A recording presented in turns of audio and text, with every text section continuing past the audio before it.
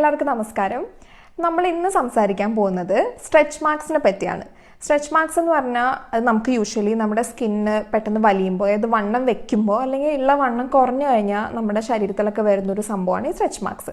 നമുക്ക് ഉണ്ടെങ്കിൽ അതിനെ നമുക്ക് എങ്ങനെ കളയാം അല്ലെങ്കിൽ കുറയ്ക്കാം, അതല്ലെങ്കിൽ ഇനിയിപ്പോൾ നിങ്ങൾക്ക് ഇല്ലെങ്കിൽ അതിനെങ്ങനെ പ്രിവെൻറ്റ് ചെയ്യാം, സ്പെഷ്യലി പ്രഗ്നൻ്റ് ആയിട്ടുള്ള ലേഡീസിനൊക്കെ അതെങ്ങനെ പ്രിവെൻറ്റ് ചെയ്യാം എന്നുള്ളൊരു ഇതാണ് നമ്മളിന്ന് സംസാരിക്കാൻ പോകുന്നത്.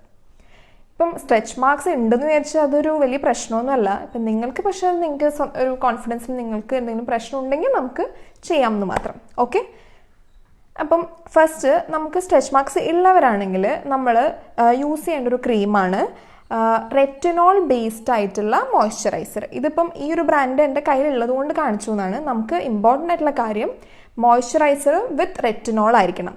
റെറ്റിനോൾ എന്ന് പറഞ്ഞു കഴിഞ്ഞാൽ അതൊരു കെമിക്കൽ ഇൻഗ്രീഡിയൻ്റ് ആണ്. നമ്മുടെ സ്കിൻ കെയർ പ്രോഡക്ട്സിലൊക്കെ യൂസ് ചെയ്യുന്നൊരു ഇൻഗ്രീഡിയൻ്റ് ആണ്. അതൊരു വൈറ്റമിൻ എ ഡെറിവേറ്റീവ് ആണ് ബേസിക്കലി. അപ്പോൾ അതെന്താണ് അതിൻ്റെ ഇമ്പോർട്ടൻസ് എന്ന് വെച്ച് കഴിഞ്ഞാൽ അത് നമ്മുടെ സ്കിന്നിൽ കൊളാജൻ പ്രൊഡ്യൂസ് ചെയ്യുന്നൊരു സംഭവമാണ്. കൊളാജൻ എന്ന് പറഞ്ഞു കഴിഞ്ഞാൽ നമ്മുടെ സ്കിൻ സെൽസിനെയൊക്കെ കുറച്ചുകൂടി തിക്കനാക്കിയിട്ട് സ്കിൻ സെൽ പ്രൊഡക്ഷൻ, നമ്മുടെ ശരീരത്തിൻ്റെ സ്കിൻ സെൽ പ്രൊഡക്ഷൻ ഇൻക്രീസ് ചെയ്യാവുന്ന ഒരു സംഭവമാണ് ഈ റെറ്റിനോൾ എന്ന് പറഞ്ഞു കഴിഞ്ഞാൽ.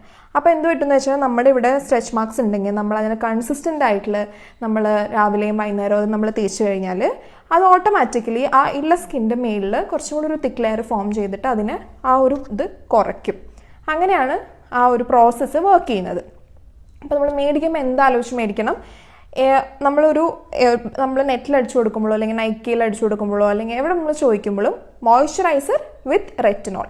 അപ്പോൾ അത് ഈ ഒരു പ്രോഡക്ട്സിലൊക്കെ ഇവിടെ പ്രത്യേകം എഴുതിയിട്ടുണ്ട്, റെറ്റിനോൾ ഉണ്ട് എന്നവിടെ പ്രത്യേകം എഴുതിയിട്ടുണ്ടാവും. നിങ്ങൾക്കത് വായിക്കുമ്പോൾ തന്നെ മനസ്സിലാവും. എൻ്റെ കയ്യിലിരിക്കുന്നത് വാസ്ലിൻ്റെ ഒരു പ്രൊഡക്റ്റാണ്.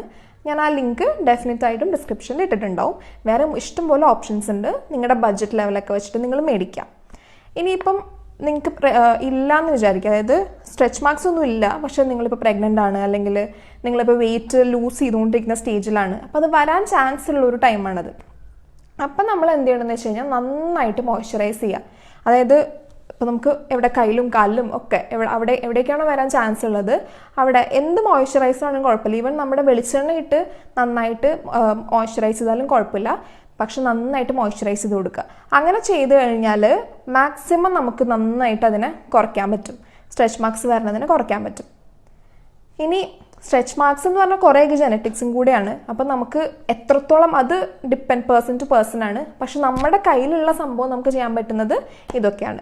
ഉള്ളവർ റെറ്റിനോൾ ബേസ്ഡ് മോയ്സ്ചറൈസറും, ഇല്ലാത്തവർ നിങ്ങൾ നന്നായിട്ട് നമ്മുടെ ശരീരത്തിൽ നന്നായിട്ട് മോയ്സ്ചറൈസ് ചെയ്ത് കഴിഞ്ഞാൽ ഓട്ടോമാറ്റിക്കലി സ്ട്രെച്ച് മാർക്സ് നന്നായിട്ട് പ്രിവെൻറ്റ് ചെയ്യാനും കുറയ്ക്കാനും പറ്റും. ഓക്കെ, അപ്പം നിങ്ങൾക്ക് എന്തെങ്കിലും ഡൗട്ട് ഉണ്ടെങ്കിലൊക്കെ നമ്മളുടെ കമൻറ്റിൽ പറയുക. Answer it, I be happy to help. എല്ലാ പ്രൊഡക്ട്സിൻ്റെയും ഈ ലിങ്ക് എല്ലാ കാര്യങ്ങളും ഞാൻ ഡിസ്ക്രിപ്ഷനിൽ ഇട്ടിട്ടുണ്ടാവും. Okay, thank you.